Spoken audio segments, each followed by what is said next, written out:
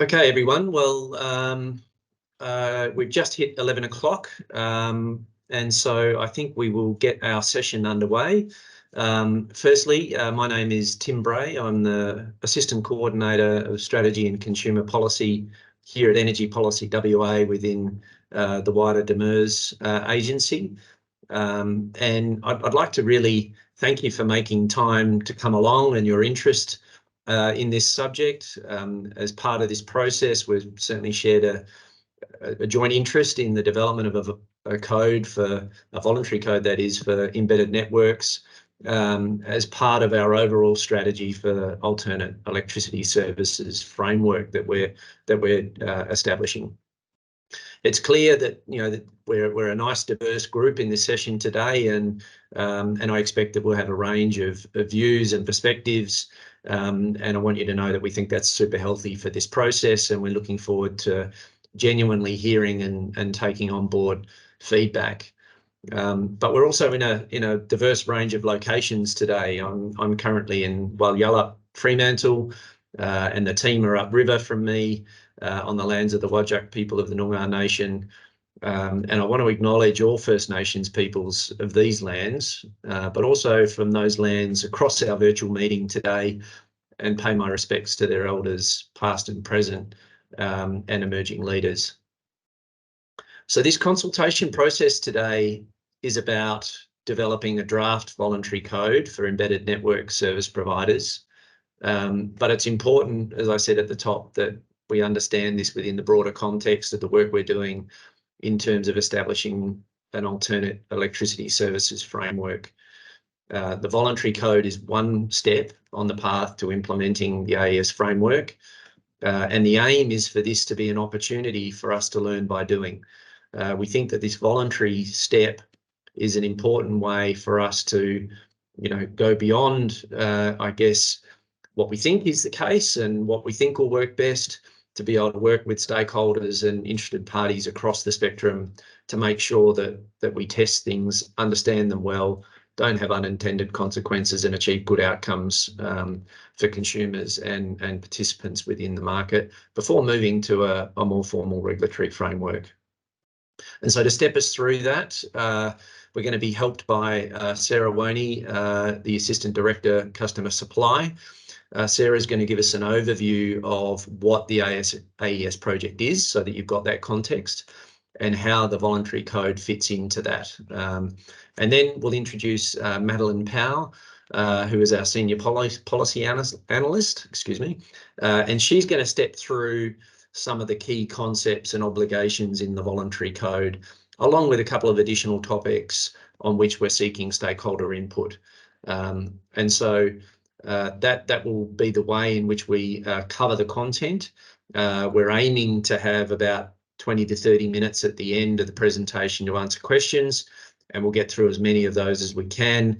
The framework and the format of these virtual things works quite well in terms of the Q&A function, and we'll be monitoring and moderating that to make sure that we get to as many questions as we can. Please also note, you may have seen it come up on your screen, that we will be recording this in order to make sure that we can capture fully what it is that you're saying to us, and that we don't miss a trick. So with that, I'll finish my intro and hand over to Sarah. Thanks, Tim. Hi, everyone. So as Tim said, this voluntary code is in the broader context of our Alternative Electricity Services, or AES framework. So I'm just going to spend a couple of minutes explaining what that is and where the voluntary code fits into it. So the AES framework was born out of a bit of a gap we have between our licensing and exemption framework. So our licensing framework, there is a full suite of customer protections available for customers of licensed providers. Those customers are able to access the Ombudsman if they have a problem with their electricity supply that they can't resolve with their provider. And there's a robust compliance enforcement framework by the ERA of licensed providers. At the moment, a lot of embedded networks, well, all embedded networks almost, operate under exemptions. Those exemptions, there's a few customer protections, but there's a very poor compliance and enforcement framework around the customer protections that are done as conditions of exemption. There's also no access to the Ombudsman if customers can't get a resolution by going directly to their provider.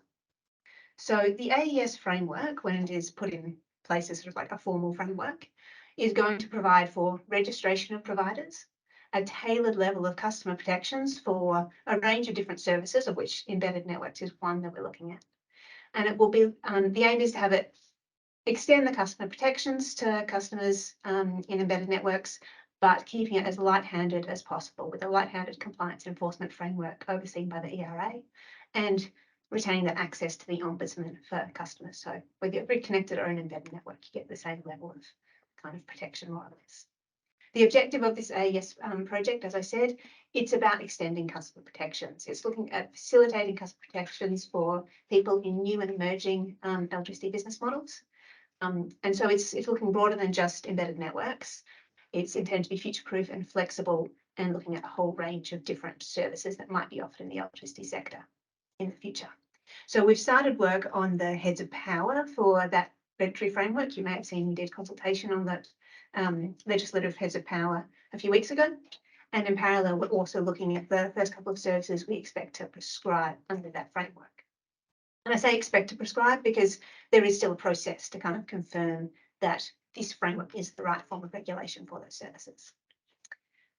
So what will the AES framework look like when it's in place? As I said, there's the high-level heads of power in primary legislation, the Electricity Industry Act. Underneath that, the regulations is where the rubber's going to hit the road. Regulations were used to prescribe services like supply of electricity in an embedded network as an AES. And there'll be an AES Code of practice, which will set out specific obligations for registration holders to comply with. If you are the person operating an embedded network, you'll be required to register, you'll be required to join the Energy Ombudsman Scheme, and you'll be required to adhere to those code obligations. But that's all for kind of the formal mandatory process that we're looking at down the track. So where does the voluntary code fit into all of this? Essentially, we're running it in parallel to the development of that AES framework. We're putting out this draft voluntary code now for stakeholder comment with a view that we'll take that feedback on, refine it, tweak it as needed, come up with a final voluntary code, which we'll put out there for stakeholders to kind of put their hand up and say, yes, I'm going to try and comply with this. That final code, voluntary code, it's still kind of, I guess, a work in progress in that all of this voluntary code process is intended for us to get as much learning as possible to then feed into the AES code down the track so that what we put in place as a mandatory code will be tailored, fit for purpose and streamlined. We genuinely want this to be a light-handed framework, and so this is that kind of learning by doing phase. You may notice in the voluntary code there's some obligations which you kind of might think, well, this is a bit weird for a voluntary code. The aim is we have tried to make it as close as possible to what we anticipate a mandatory code will look like. Hence, there's some things in there which might be a bit weird or a bit hard to comply with under a voluntary code, but we want to be as, I suppose, as open as possible about what that final state will look like. In parallel to running that voluntary code process, we'll be doing the formal regulatory process through the AES legislation through Parliament. There will be a formal round of consultation through the form of a consultation regulatory impact statement or CRIS on whether this framework is the right form of regulation for regulating embedded networks. We've got a lot of evidence through a customer survey we've run that there are problems that need to be addressed in embedded networks. And at this stage where we have the view that this is likely to be the right form of regulation, but it will be formally tested and we will be getting feedback to test that view. Subject to stakeholder feedback, we'll then prescribe embedded networks under that AES framework and then do a transition process where we'll take away the voluntary code and move to that mandatory code. At that time, we'll also look to roll back the exemption order that currently authorises people to operate embedded networks without a license. So instead of being operating under an exemption, they'd be moved to operating under the AES framework. Where are we in terms of this kind of really big program of work? Well, we have developed the voluntary code and put it out there for consultation. You'll see the stars in this Gantt chart are the formal consultation opportunities. So that one on the voluntary code line, that's this consultation process. That said, that dark blue bar of the voluntary code being operational, there's going to be ongoing back and forth with people operating under this code to get more feedback, more input as to how this is working. The kind of the whole point of this voluntary code. Then, as you'll see the next bar down with the AES framework, we've done a round of formal consultation on the legislation, but there will be more consultation. That series that I mentioned will be the first round on sort of formally prescribing embedded networks under the AES framework, and there'll be later rounds on things like the form of regulation, maybe specific issues that we need to resolve, and the final AES code before we make it. We're also working with the ERA and the Ombudsman to prepare for the framework with a view, and this is, these dates are still subject to change. It's kind of indicative timeframes only, but the target is we'll have a registration period in the first half of January 2025 for that formal AES code, with the compliance kicking in halfway through that year. So hopefully that gives you a bit of context as to what this code is and where it sits in the broader work program of the AES project. And I'll now hand over to Madeline, and she'll talk through some of the specifics of the voluntary code. Hi everyone, I'm going to give you a high-level overview of the voluntary code. We'll focus on some key points. Just a refresher slide here.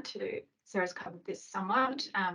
This slide just really represents, I guess, the way customer protections differ depending on how your electricity is supplied.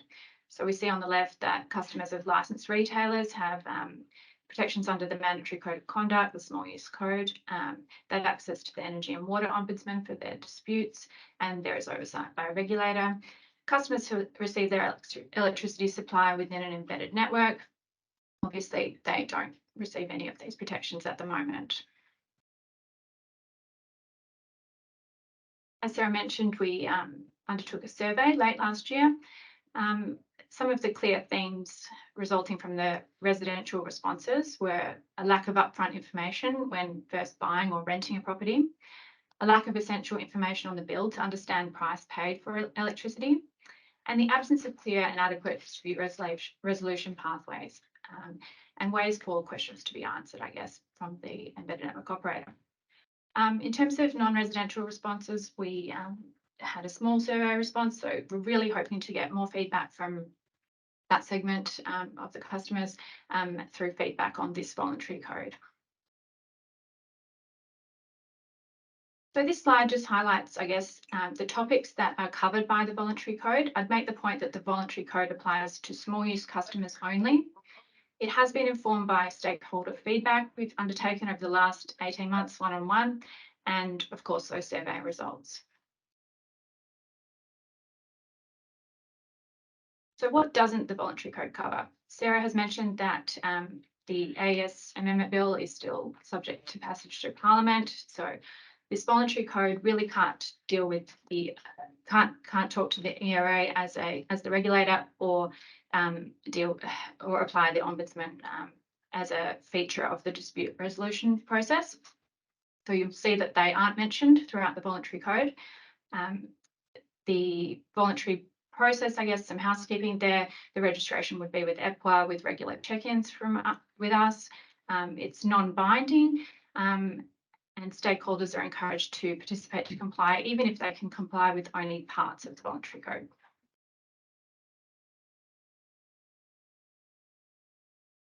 So I guess moving on to the main content, if you do have a copy of the code with you, you could open it up and we can do the page turn.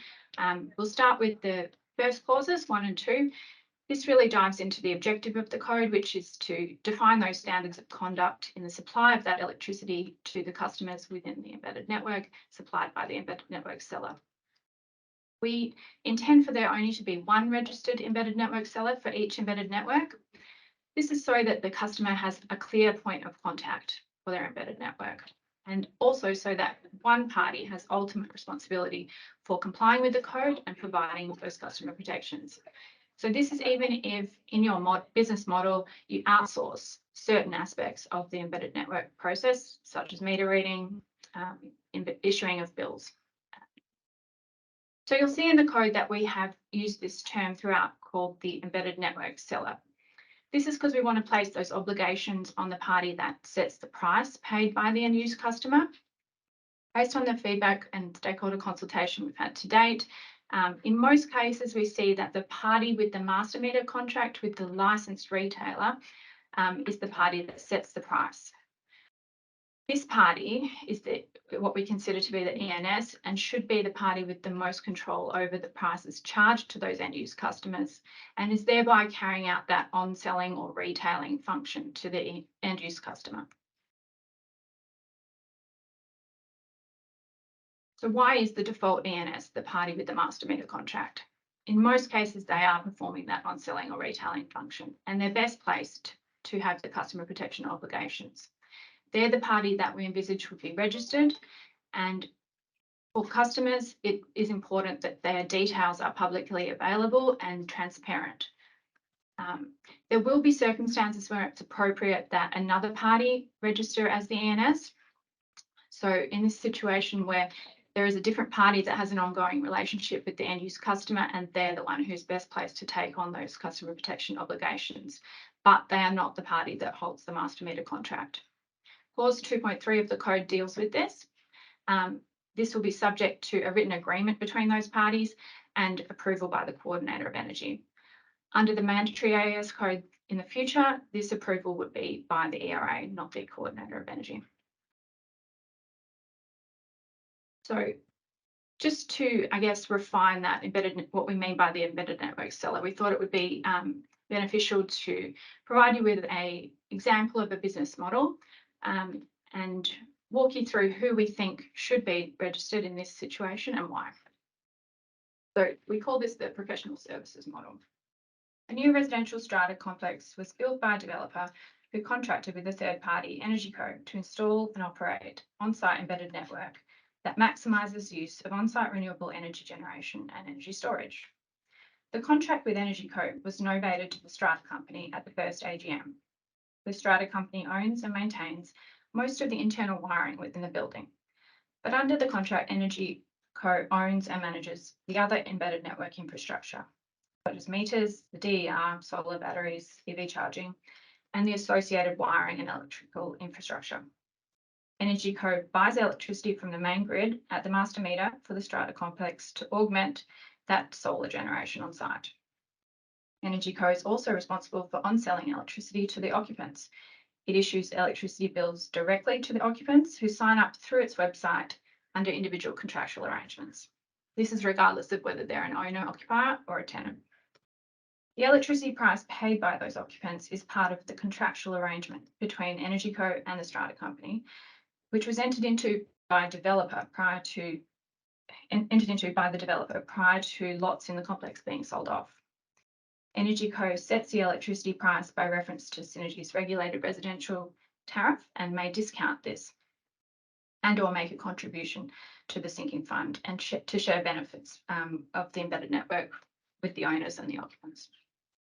The costs of electricity for the common areas are billed to the strata company, and lot owners contribute to these costs via their strata fees. This business model exists in both residential and non-residential business models. So who do we think should register as the ENS in this scenario? We think Energy Code should register as the embedded network seller. This is because they hold the contract to purchase the electricity at the master meter, and they determined the prices to be paid by electricity customers, whether they're owner-occupiers or tenants, as part of the contract negotiations it had with the developer. It also manages all aspects of the embedded network operation itself. So I hope that provides you with some context to the thought process behind that embedded network seller definition. We will have fact sheets setting out other different business models that we have come across. These will be available on the Apple website soon. There's also quite a bit of detail in the consultation paper about these types of business models, which you can refer to. Example for later. Moving on to the next clauses. I'm conscious of time, so I will whiz through these provisions. This continues clause 3. There's a general obligation there that the embedded network seller will not unreasonably prevent, withhold, or obstruct the supply of electricity to customers within its embedded network. There's also an obligation for the embedded network seller to have a supply arrangement with the customer. This sets a standard for the customer to be provided with written contracts setting out the terms and conditions of its sale. It can be covered off by other documentation, such as a lease, if it meets the code requirements. There is another aspect to this clause, which is that we have received feedback from, I guess, would-be contestable customers within embedded networks who would like to pay at their own expense for a separate connection point to the embedded network property. Therefore, we've put in an obligation that an embedded network seller is not to stand in the way of a customer obtaining that separate connection at their own cost. We would note, though, that obviously this is still subject to Western Power processes, and there's no actual obligation in the code on Western Power to provide that connection point. Section 4 goes on to deal with information provision. So as we mentioned earlier, a lack of transparency and information provision upfront was a clear theme from our survey results. In some instances, customers didn't know the tariff they were expected to pay before they contracted, or they didn't know they were even going to be in an embedded network. So the aim of this disclosure statement is to increase the transparency at the outset prior to entering into that contract or lease. It sets out clear information about the embedded network, including the prices to be paid, who the embedded network seller is, the basis of your supply, whether it's metered or unmetered, and various other aspects. So we're hoping here that this being a standard requirement across all business sectors will ensure there's consistency across the information that's provided across all business sectors. There's also an option there for EPWA to produce standard form documents and policies for certain requirements in the code. You'll see later that we touch on the requirements to have in place a dispute resolution procedure, a family violence policy, and a hardship policy. This is designed for cost effectiveness and to help out those embedded network operators, I guess, that are less resourced or smaller in size and just don't have the resources to develop bespoke policies. So there'll be separate consultation as we work to develop those standard form policies in the future. Obviously, no obligation to use those if your own policies meet the code requirements. In terms of metering, the clause 5 of the code puts in place a requirement for metered supply from the commencement of the voluntary code. This is designed to encourage that metered supply going forward. There's obligations on the embedded network seller to inform the customer of different types of meter options if they're available and their costs. And it also covers requests for meter testing and access to the meter for verification of their bills. So the billing side of things is one where we really saw room for improvement. We have heard over the past 18 months of some customers receiving bills with single line items or not even getting a bill. So clause 6.3 really sets a high standard for information provision here.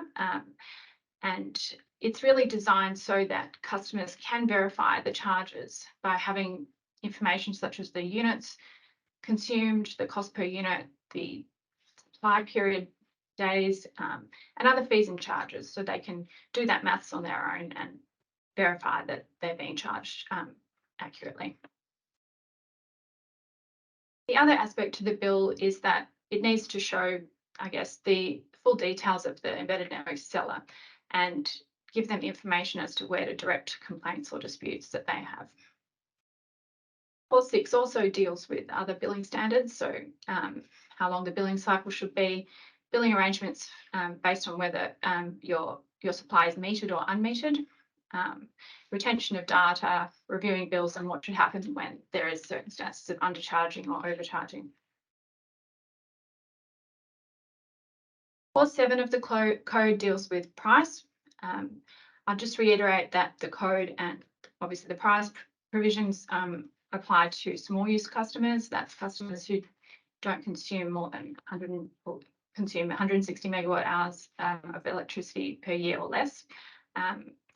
For this section, we have introduced a concept of a default flat rate tariff. This is designed, I guess, to extend those very limited price protections that currently exist in the exemption order to all embedded network small use customers and allow for them to be more nuanced so that AES and customers can negotiate a time of use tariff if they wish. So this default flat rate tariff is pegged to the relevant regulated tariff depending on the customer type, and that relates to both the consumption and the fixed daily supply charge. Obviously, customers and AES can still offer tariffs that are below those regulated tariffs, like discounting. And we do make the note that the fixed daily supply charge must include all fees and charges for the provision of electricity services.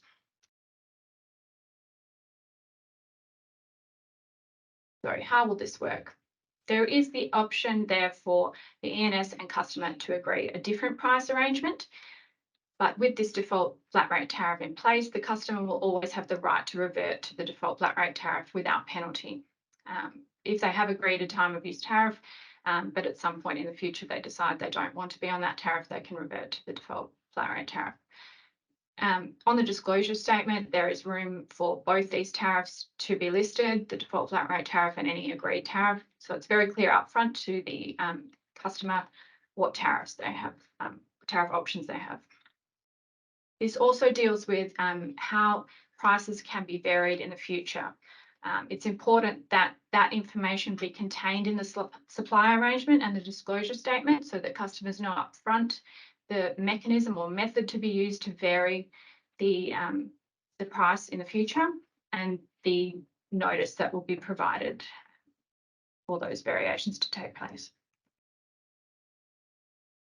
I will whip through these clauses. 8, 9 and 13 of the code deal with financial hardship, both for obligations for residential customers who are assessed as being in financial hardship and for non-residential, some obligations there for non-residential. They also, 9 and 13 deal with family violence provisions. And we're really here trying to align with the national standard there and for life support equipment with the small use code where possible. Disconnections, interruptions and reconnection. I'd just like to highlight here, I guess, that we have brought over the 9-month disconnection moratorium for residential customers experiencing family violence. And in terms of interruptions, the code is really dealing with interruptions within the embedded network, not interruptions at the Western Power grid level. So in that situation, the ENS would just direct customers to the same sources of information as grid connected customers would go to for updates on the wider grid outages. So dispute resolution, as we mentioned earlier, this is a key theme of the survey results. Absence of clear and adequate dispute resolution pathways and lots of unresolved complaints and unanswered questions reported. So here I'd like to sort of highlight that residential tenants also reported feeling very vulnerable and hesitant to raise issues. So what the code is trying to do is, in the absence of having that ombudsman obligation, have a clear dispute resolution in place and provided to customers. Just make it really clear to the customer how they can lodge a complaint or dispute, put obligations on the embedded network seller as to how to tell and inform the customer how they will handle a complaint or dispute, like mentioning how responses will be delivered and what timeframes they'll respond to customers within. The last clause we'll deal with is the obligation we have here for in relation to some customers who have commitments to meet carbon emission reduction targets. The Voluntary Code does introduce a process here which will require embedded network sellers to use reasonable endeavours to facilitate customers' requests to offset their emissions and meet their commitments. This can be done in 2 ways, by negotiating with the licensed retailer for the supply of renewable electricity from renewable sources, or by purchasing equivalent LGCs. There's also a second limb to this where customers can also request for the supply of electricity with other characteristics or criteria. What we're aiming to do here is future-proof the mandatory code for enhanced ESG commitments by customers. And we know there's a lot of innovation in this space, so we're hoping here that this clause is broad enough to cover off the fast pace of development in this area and of customer commitments.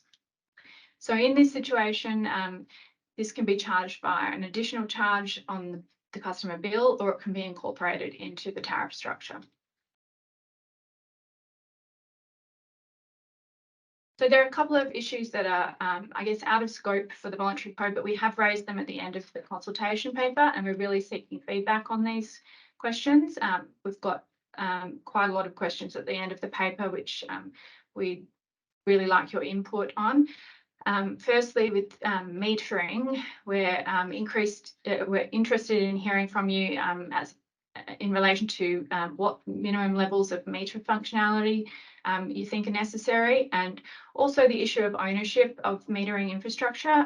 We see a lot of these, or we hear of these long contracts with third-party embedded network operators where they own the infrastructure, and really what happens at the end of those contracts and your views on that.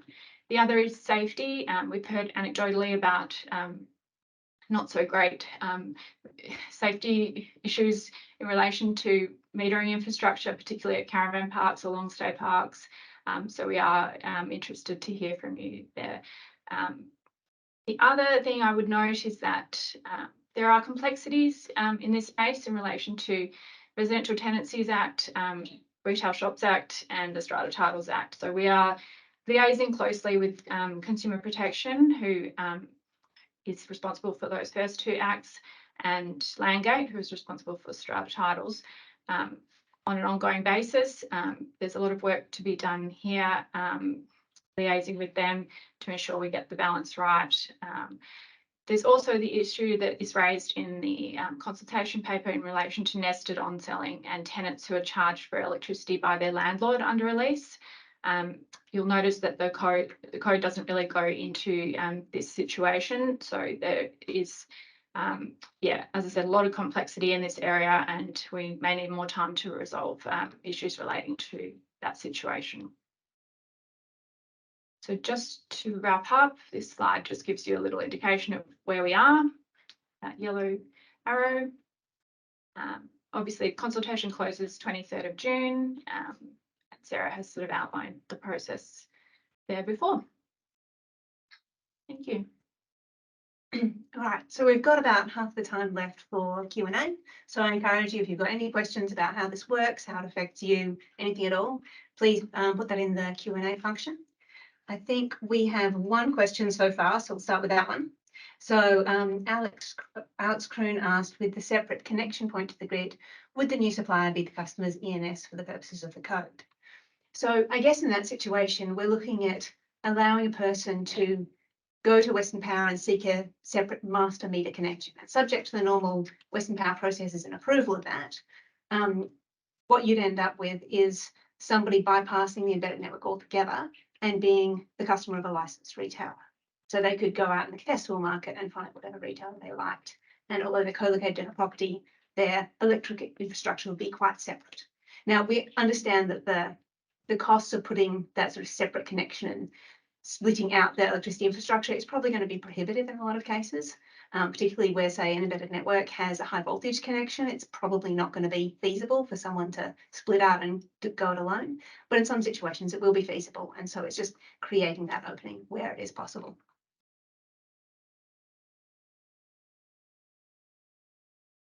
I notice, I think someone has their hand up in the meeting. I'll just note, because we've got so many people in the room, we have muted everyone's mics. So please do use the Q&A function for posting questions.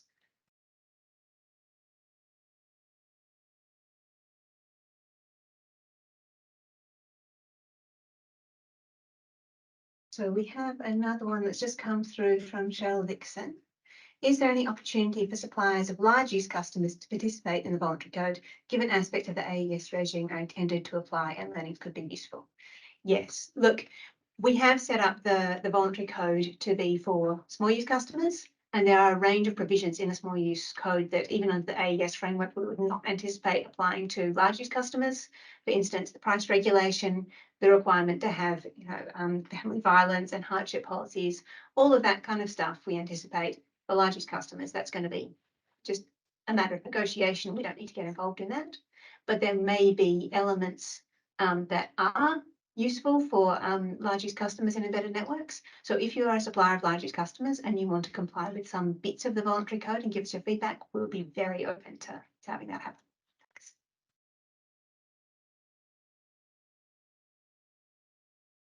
So, sorry, my screen isn't quite up to, so I'm just gonna look up.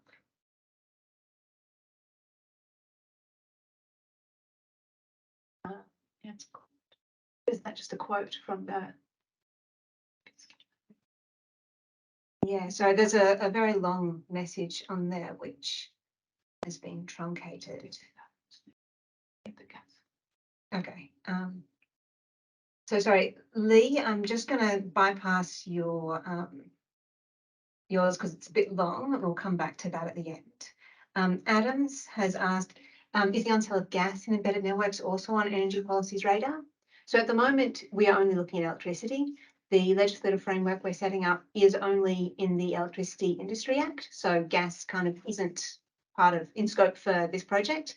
That said, we are aware that on-selling of gas has been having some of the same problems as the on-sale of electricity in eastern states jurisdictions. So we're open to getting feedback from stakeholders about issues that are being encountered to do with on-selling of gas, but it's not, I suppose, going to be part of this framework in the foreseeable future.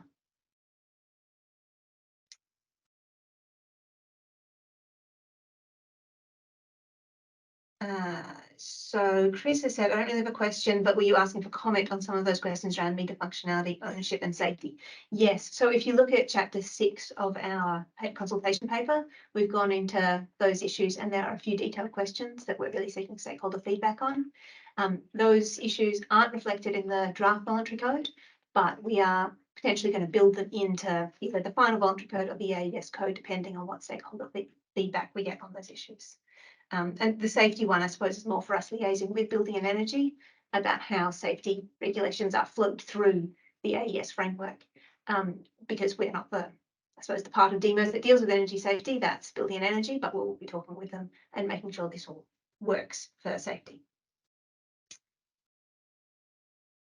So next we've got, sorry, Joseph has got, would you consider introducing an off-market child arrangement as per the NEM to make it easier and lower cost for EN customers to choose their own energy retailer? So I think that off-market child arrangement is kind of what you're talking about is retail contestability within an embedded network where people within an embedded network can access other retailers. Unfortunately, there's quite a few complexities involved in that, just because of the way the West Australian market is set up. So even for customers who outside an embedded network, they would be contestable. The way that I suppose Western Power as the metering service provider, how their systems take data and talk to AEMO as the market settlement systems, it doesn't really allow for us kind of putting other random child meters that aren't Western Power meters into this situation. So it's a lot of complexity in extending retail contestability through to customers who are within the embedded network. That's why, as the sort of initial round, we're looking at doing that separate master meter connection for those customers who are able to cover costs of doing a separate master meter connection. But ideally, through this, what we're trying to do is raise the floor so that whether you're in an embedded network or not, you're getting the same kinds of levels of customer protection to try and make it so that people aren't, I suppose, as disadvantaged if they are in an embedded network. And that's not to say that all people in embedded networks are disadvantaged. We know there's a lot of good operators out there, but like I said, it's about raising the floor to make sure everybody has access to those same standards.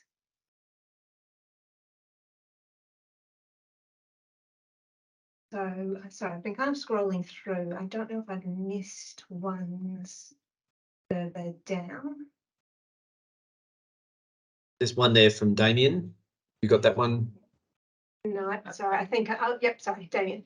When a property owner has the supply agreement and the lease terms for a tenant sets out the agreed tariffs, and the owner outsources the meter reading and perpetration of reconciliation utility statements, who is the ENS? Okay, so where the property owner has the supply agreement, I assume you mean the master meter contract with a retailer. And then so sorry, Damien, I might need to get you to sort of give a bit more feedback in another post. Is this the nested arrangement where you're talking about the property owner has an agreement and then the tenant has an agreement with the property owner, the lot owner? Non-tenant scenario.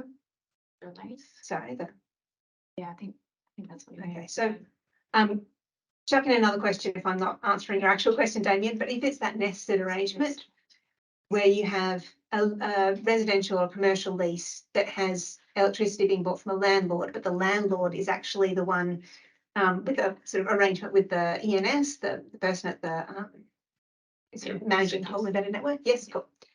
So that's an area that we have, I suppose, identified there are issues, and we've somewhat parked it for the purpose of the voluntary code.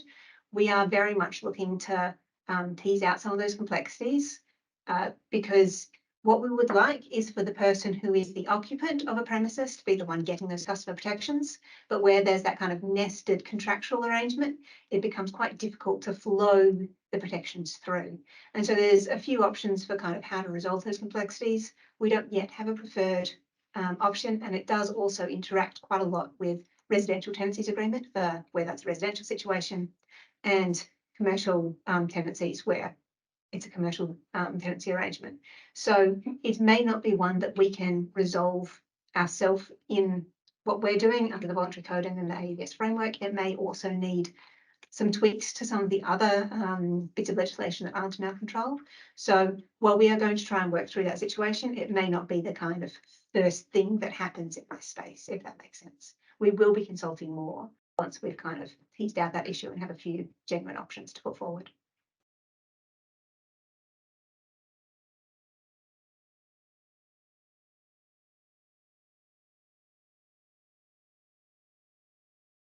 I think we're up to Lee's question. Yeah, okay. So they said, will there be information made available to the ENS to assist them with education of aspects such as meter types? So I guess there's a whole range of meter types out there that an ENS might install. We have in the code kind of a requirement for an interval meter on request. Essentially, all the ENS will need to have on hand to tell their customers is what's available in their embedded network. And so that might be that they have a standard kind of basic model meter and a standard interval capable meter that they look to. They don't need to tell them about every single meter that's available out there on the market, just the ones that they kind of have caught shortlisted for their system. If all they have is one type of meter that has all the functionality that's needed, then that's all the information they need to provide. Yeah.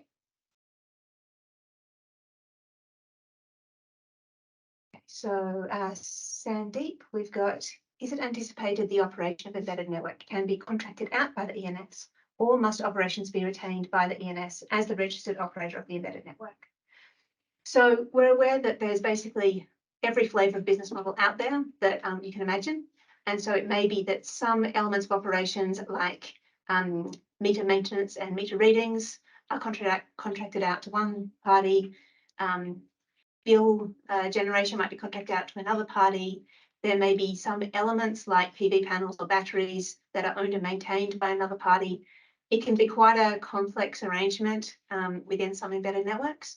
So that is why we've kind of tried to say there is one person who is responsible under the code, and they will need to have in their contracting out relationships contract terms that allow them to meet their code obligations. So they'll be kind of where the buck stops, but they obviously will need to make sure that if they're contracting out to someone for them to issue bills, that their contract allows them to say, and those bills have to be compliant with the code. So hopefully that makes sense. We're not looking to, I guess, change what's already happening on the ground. These business models are already out there in operation. What we're trying to do is shape our code to be flexible enough to cater to all these different ways that embedded networks are already being operated.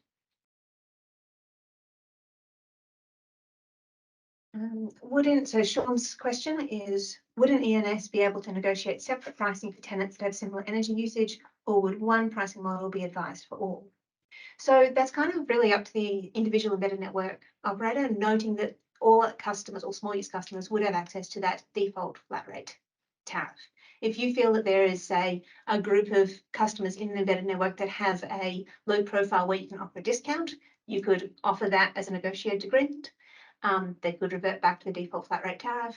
You know, you can offer whatever you like to the customers in an embedded network, but that default flat rate tariff will be the kind of backstop to make sure that whatever people get offered, they still have kind of a level playing field option available to them. It may be in some cases that everyone is offered a 10% discount from the regulated tariff, and that's great. Probably nobody's going to revert to that default flat rate tariff, but it is there. All right, so Nikki Webster asked, it looks like customers consuming more than 50,000 kilowatt hours, but less than 160,000 kilowatt hours need to be charged at L1, even though this rate wouldn't be applicable if they were mixed energy. Yes, we did kind of toss this up a little bit. There's going to be customers who are in embedded networks who, if they were grid connected, would be contestable, and they would be able to access any offer available from retailers and the L3 tariff if they were not, if they were a Synergy customer. That said, the L1, we understand it is the tariff that is being shadowed, I guess, by a lot of embedded network operators out there for commercial tenants. We are hoping that it will be a suitable tariff for all commercial customers as that default, and that people will be able to negotiate other arrangements if need be. But we are very keen to hear customers' feedback on these. And if this is not going to be suitable, or you think that's still going to disadvantage people, we'd really like to hear that in formal feedback to this code. I guess one other point on that is it's going to probably be a lot harder for embedded network operators to tell whether customers are above or below that 50 kilowatt hours point. We don't want to add an additional thing they have to monitor to say which tariff their customers are eligible for. So, sorry, we're up to Kieran's question there. How did the proposed disclosure requirements align with other disclosures a customer may receive for commercial leases? So we have been talking with consumer protection about kind of aligning disclosure requirements where we can. At the moment, we have sort of, I suppose, not landed on a final position for how to best align it. But as you may know, that commercial tenancies legislation is undergoing review at the moment. And we are, I guess, participating in the conversation to make sure that wherever we land in the AES framework and wherever they land, the Commercial Tenancies Act, we are aligned in what we're doing in terms of disclosure requirements. It is an area that I believe they're looking at quite closely.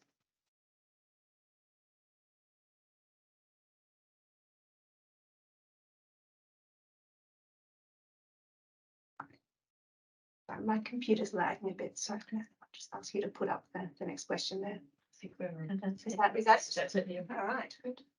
Have I missed anyone? Sorry, we're just going to scroll through and check if there's anything that I've accidentally missed.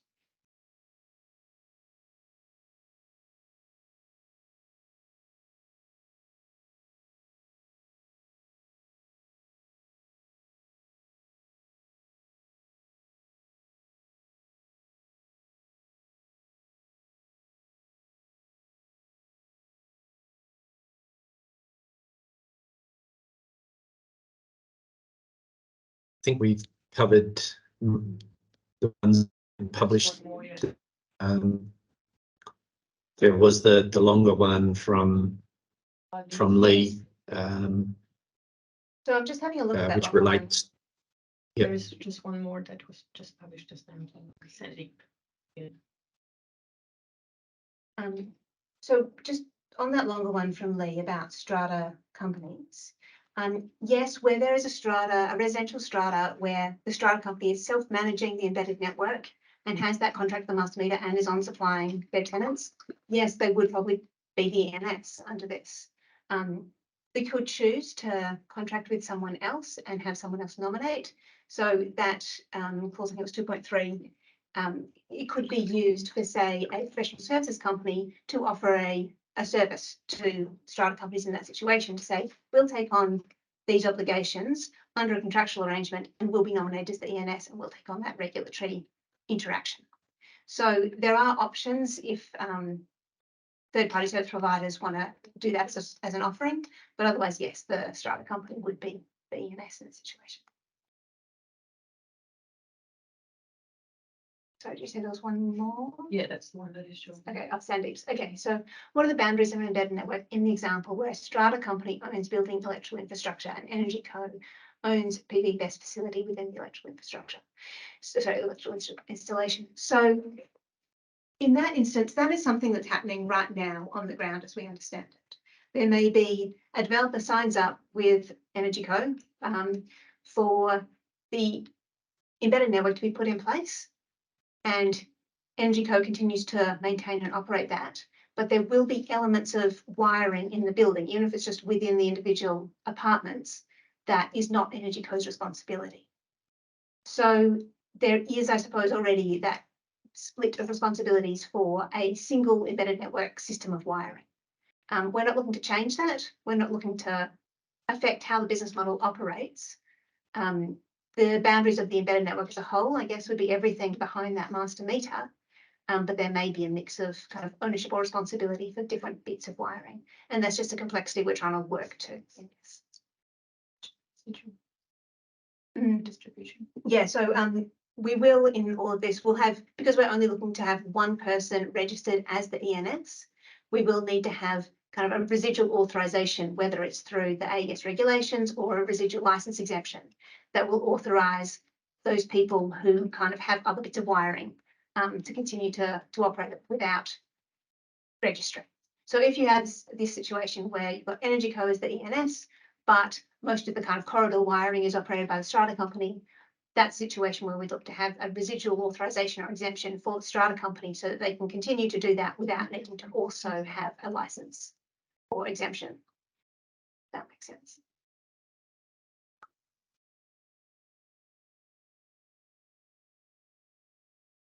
So I think we may have gone through all of the questions. We'll leave it another couple of minutes in case anyone is typing away.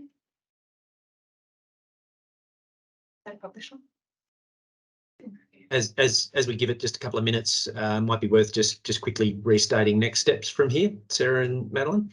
Yep, sure. So I'll just talk to Sean's question, which has just popped up, and then we'll talk through next steps again. So is there currently a supply agreement template available for the ENS for commercial tenants? No, there's not. For commercial tenants, we understand that in most cases that supply agreement is probably going to be part of the lease. What we do have is in the code minimum requirements for what needs to be covered. So if it's in the lease, it would need to cover the items that are in the code, for instance, saying the price that's applicable and how that price can be varied. So as long as it's compliant with that, it can be part of the lease.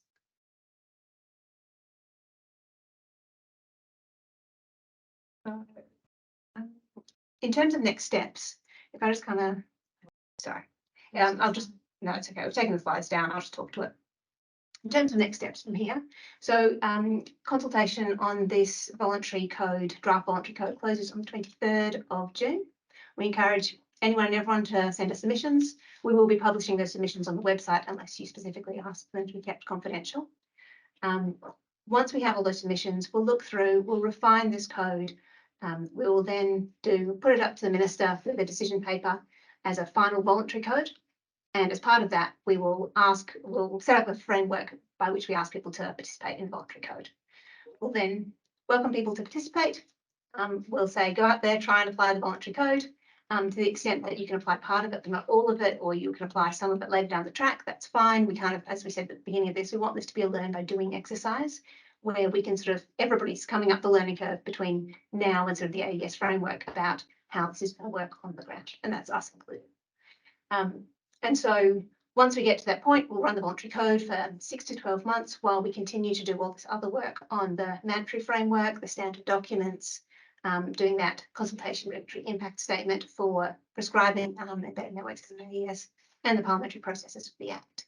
And then down the track and sort of hopefully about 2025, we'll transition from the voluntary code to the AES code.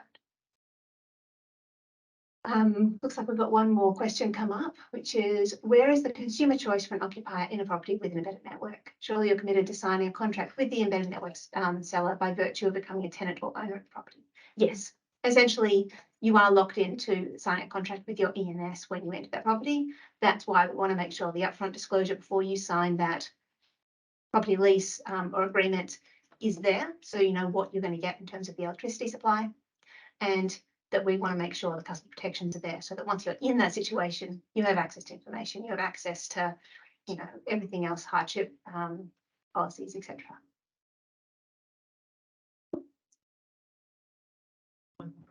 Sorry, if you can scroll down. Retrospective leases. Okay, so all of this is forward-looking. So some elements of the voluntary code that probably aren't going to work very well starting from a point in time is that upfront disclosure. We're not looking at making people somehow retrospectively do upfront disclosure. We're not looking at people retrospectively changing their leases.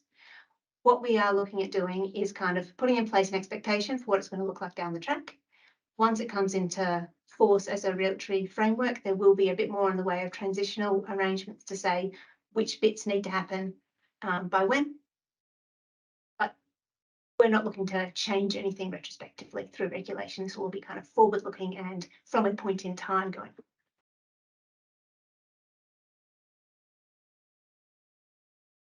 All right, that might be everything on the chat then. Cool. Fantastic. Well, good job, Sarah, in responding to all those questions. And thank you all for your questions. But it was a good mix there. And I guess we very much hope that this process today has allowed you to be a little better informed about what this is, what this isn't, where we're at and where we go from here.